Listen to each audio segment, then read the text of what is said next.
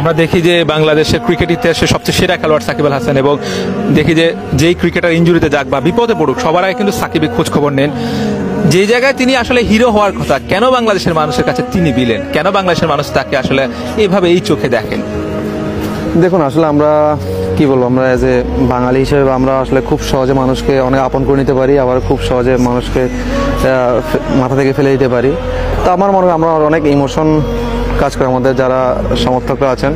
তবে আমি মনে করি আসলে সাকিব আল হাসানই হয়তো বা আমরা যারা টিম হিসেবে খেলি, যখন উনি দলে থাকে তখন আমরা অনেক বেশি ভরসা পাই এজ এ একটা middle order batsman, as a mainly bowler হিসেবে। বাট উনি যখন দলে থাকেন না তখন অনেক বেশি ফাঁকা ফাঁকা মনে হয়, কারণ আমাদের বেস্ট ইলেভেন যারা খেলে অলরাউন্ডার সংখ্যা খুবই কম।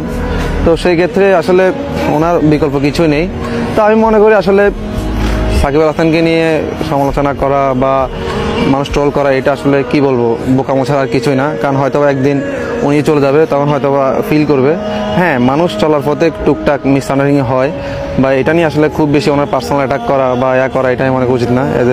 আমি অ্যাজ এ ফ্যান হিসাবে পরে আমি টিমমেট হয়েছি, বাট সাকিব আল হাসান তো আমি প্রথম দিকে ফ্যানই ছিলাম। বাট কখনোই আমার মনে হয় না যারা সত্যিকার অর্থে সাকিব আল হাসানকে ভালোবাসে বা ওনার খেলা দেখে তো আসলে আমরা বড় হয়েছি, তো আসলে ওনাকে নিয়ে কোনো নেগেটিভ বা ট্রোল বা কিছুদিন আগে আমি দেখলাম এখানে যখন বাংলাদেশে আসছিল বুয়া বললো, তো এখানে এটা আসলে এজ এ ব্যক্তিগত আমরা এজ এ ক্রিকেটার হিসাবে আমার কাছে খুব মর্মাহত একটা বিষয় আমার কাছে মনে হয়েছে। কারণ বলা উচিত যে মানুষটা আসলে দলে 17 বছর এরপর সার্ভিস দিয়ে আসছে, বাংলাদেশ ক্রিকেটকে অন্য মাত্রায় নিয়ে আসছে, বিশ্বের অলরাউন্ডার।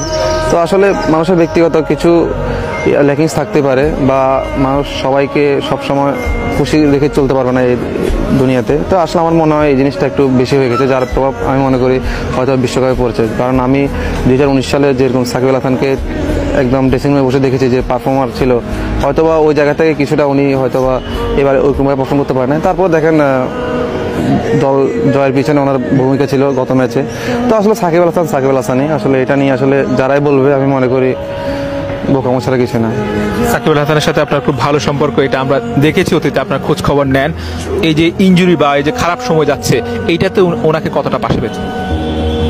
সত্যি বলতে খুব বেশি কথা বলি নাই, হয়তো বা বিশ্বকাপ যাওয়ার আগে অনেকে গুড লাক জানিয়েছিলাম, তো উনিও দোয়া করার জন্য বলছে, এইটুকুই, খুব বেশি কথা হয় নাই। বাট হ্যাঁ, এমনি সবসময় নজর রাখি ওনার খেলার বা পুরো বাংলাদেশ টিমের, এইটুকুই।